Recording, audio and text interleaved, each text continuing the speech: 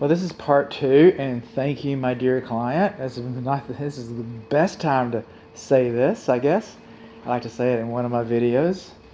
But thank you very much for your trust and your business. That means the world to my family and I. So I just can't thank you enough. And if you think that I've done you a pretty good job, a Google review or something like that means a lot to a small business like mine. Low pressure operation. I'm not gonna force you or anything, but we're upstairs. This is the upstairs thermostat. This is the game room, or the common area. The thermostat over here is, again, it's on the north wall. The difference between this thermostat and that thermostat is that this thermostat's not facing a southern exposure. It's not facing a southern exposure. We come through here, we come through the game room, we come through the game room door, and this is what we're learning. This is the indoor air handler and furnace for the primary bedroom. That's what it is. That's your heating and your fan and half your air conditioning. Now these are pretty much installed at the same time. This one's a little different. They're a little different in regard to, on this particular one behind this pink tape, this is where your air filter is. It's like a little suitcase buckles. They're both 20 by 25 by 4. I don't even pull them out and look at them. I want you to replace the air filters so you have a baseline, so that you know that you can service them on a regular basis. If you don't start off fresh, you don't have a baseline, so just start off fresh. So here we go. This is the fresh air induction, is what we've got going on here. Yes, and it has a sediment trap. This is where I go into the furnaces and I get the data plates. I did it on both of them. Both of these are the same, as they have their care and use manuals, and the flues are properly supported.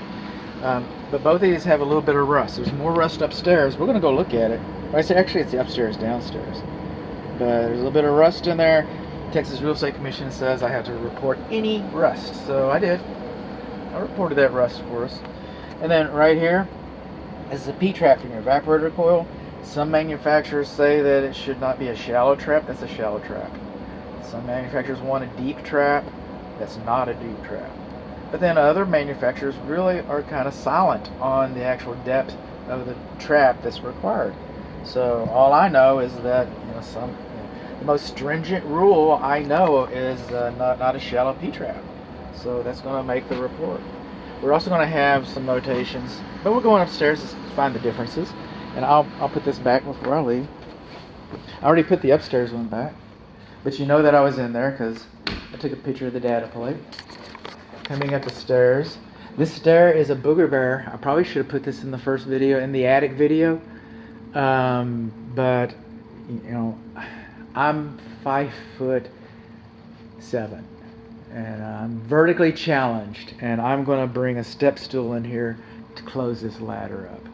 And if you're just a couple inches taller than I am, it's probably not going to be an issue for you. The ladder's been installed properly, which is really, really good. I like that.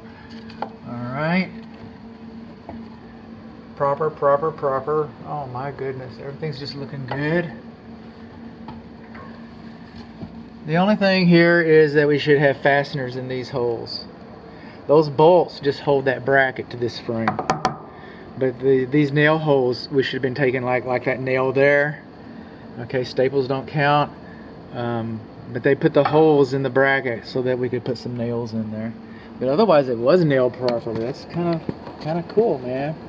Kind of cool. Moving on along.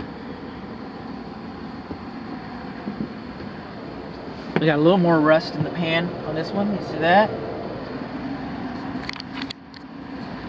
Shallow P-traps. I promise differences. Oh, and there's gas piping. It comes in. Now the other one, it's kind of out of the way like this, but this really isn't out of the way. Check this out. See how close it is to the front? See how see all this trim in there? You want people stepping on your gas line? I don't want people stepping on my gas line. So that gas line should have a bumper, a wooden bumper, and it's painted red, should be put over it. Coming up with some other stuff. We got more duct that's visible up here, so I can make more comment on it. But there's really not any more comment to be made. It's actually, I pick on air duct. I do. I'm an air duct picker. I mean, you know, it shouldn't be crushed like that. It shouldn't be kinked like that.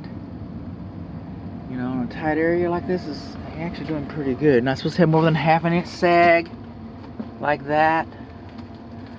Alright. And then I'm going to do some comparative measurements, and we'll look at it, you know, from a performance standpoint.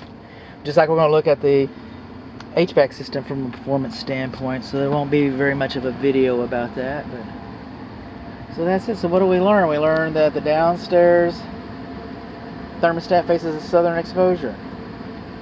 We learned that we got shallow P-traps. And see, remember the air filter was on the right side down there? Okay. Up here, the air filter is on the left side. And they don't have a pink tape on it. They don't have any notes. You just got those suitcase buckles. Okay. So what we learned, we got a little rust in our pans. We learned that we got shallow P-traps. We learned that the gas piping is in the way. We learned that we got some kinked and sagging and air duct. And the downstairs thermostat faces a southern exposure.